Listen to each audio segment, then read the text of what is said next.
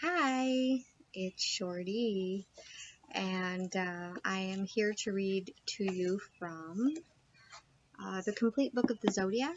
If you are a Capricorn, Moon in Capricorn, then this is for you. Many of history's greatest achievers have been born with the Moon in Capricorn. There's something about the influence of this sign that turns otherwise timid characters into despots, dictators, and tyrants. No doubt you will recognize that somewhere deep within you too have a hunger for status, a desire for control, and a yearning to be treated with respect verging on awe. And you probably have allowed this to influence you in two ways. Either you have deliberately climbed to a position of great and unquestionable authority at work, within your social circle, or in your family, or you've spent most of your life repressing the urge to successfully as to become the ultimate underdog, allowing everyone to get the better of you rather than release your lust for supreme power. Either way, you know that when you really need to, you can manifest motivation that will brook no opposition or release rage that knows no bounds. Luckily, as the treasurer of such a valuable inner resource, your personality is wise and responsible enough to expend it sparingly. Most of the time, you're the very model of calm, common sense, and restraint. Many people admire your level-headedness and your ability to keep the conscientious issues in perspective. But when you have got a mission, a purpose, a justified battle to fight, or a mighty wrong to right, woe unto the person or organization that stands in your way. Others see you as strong, self-assured, mature, responsible, and discriminating. What is most intriguing to an astrologer about the moon in Capricorn is how it manages to make them think that while simultaneously causing you to see yourself as weak, insecure, childish, careless, and thoughtless, perhaps it is the very fact that you're so conscious of what you consider to be your many faults that you work so hard to compensate for them. Perhaps that is also why, occasionally, the tendency I have outlined above gets introverted.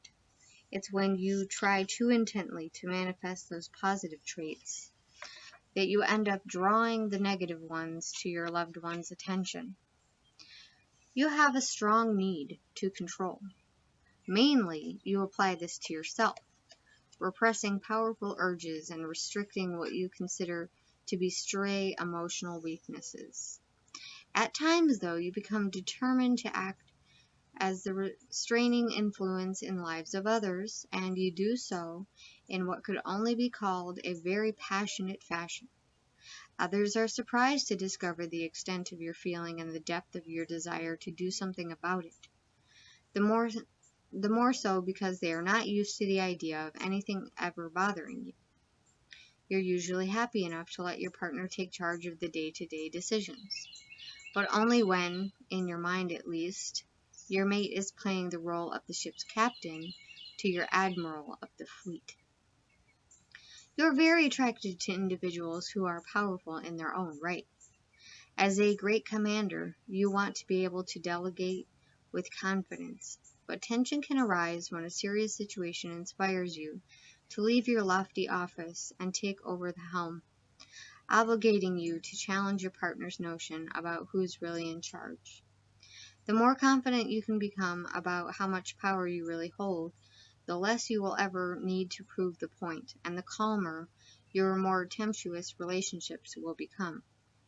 It's surprising that you have an interest in astrology. One might have imagined you'd be fed up with what you were being told, what you were destined to be. From an early age, you have been surrounded by people with clear ideas about your future. A certain authority figure, probably male, certainly determined, tried hard when you were but a small child to make an indelible impression on your memory.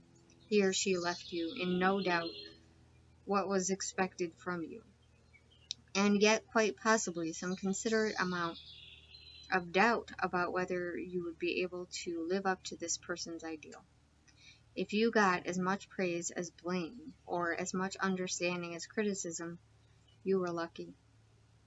Probably a softer person was also there to intervene on your behalf. But even if there were, you grew up in a torn between the desire to fulfill the ambition of the dominant character that was clearly for you, and the desire to rebel against it. A part of you wanted to prove something to this person. Another part figured out that you could probably never be good enough to please your hard taskmaster. You might as well give up. No matter how many years have passed since that day, you still have not managed to shake off the aspect of your upbringing. Perhaps you never will, and perhaps it doesn't matter. What does matter, however, is that you understand that the market is made on you.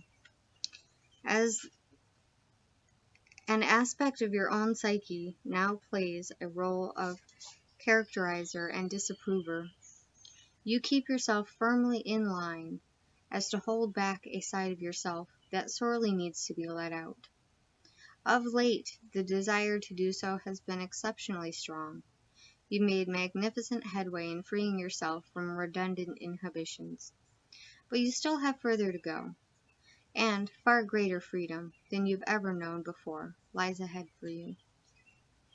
Okay, so if you have a moon in Capricorn and the sun is in Aries, you want to respect and work hard to reach a position of such power that people have to give it, no matter what they may think. If your sun is in Taurus, there's never any arguing with you. You find it easy to say no, though you rarely wind up in situations where you need to. If your sun is in Gemini, you're very good at explaining things to people and persuading them to see your point of view. Sometimes, indeed, a little too good at it. If your sun is in Cancer, you take your responsibilities exceedingly seriously, and you never feel quite satisfied until you know all your jobs are done. If your sun is in Leo, you can be very masterful when you want to be, and sometimes when you don't. Many people are a bit in awe of you. If your sun is in Virgo, you doubt your own judgment more than you need to. It's just as well, or others would never stand a chance against your strong will. If your sun is in Libra, home and family mean a great deal to you. Perhaps partly to compensate for the chaotic past, you're determined to ensure that all around you are safe. If your sun is in Scorpio, you've got a very strong intellect, capable of absorbing many complicated ideas, and you've got a very strong character to go with it. If your sun is in Capricorn, your shell is as tough as titanium, but underneath it, your heart is as soft as jelly. Your personality is even sweeter and more cheerful. If your sun is in Aquarius, you tend not to remember the dreams you have when you're asleep, but you never stop working to fulfill your waking ones. And finally, if your sun is in Pisces, you take your friends and your friendships very seriously, and others know you're a rock to which they can always cling. Okay, so all of you Moon and Capricorns, I hope that you found this video to be helpful. Please make sure you do take the time to calculate correctly your moon sign so that you know which reading is for you.